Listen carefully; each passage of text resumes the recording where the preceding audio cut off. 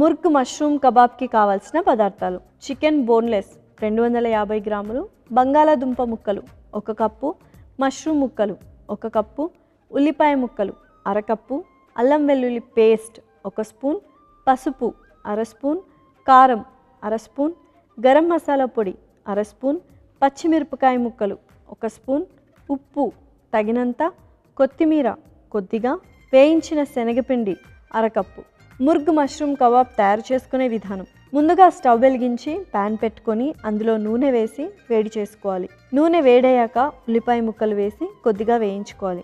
తర్వాత చికెన్ ముక్కలు, బంగాళాదుంప ముక్కలు, మష్రూమ్ ముక్కలు, కొద్దిగా ఉప్పు వేసి మంచిగా కలిపి మూత పెట్టి 10 నిమిషాలు ఉడికించుకోవాలి. చికెన్ ఉడికాక అల్లం వెల్లుల్లి పేస్ట్, పచ్చిమిరపకాయ ముక్కలు, పసుపు, గరం మసాలా పొడి, కారం, రుచికి సరిపడా ఉప్పు వేసి బాగా కలుపుకొని చివరగా కొత్తిమీర కూడా వేసి స్టవ్ ఆపి మిశ్రమం చల్లార్చుకోవాలి.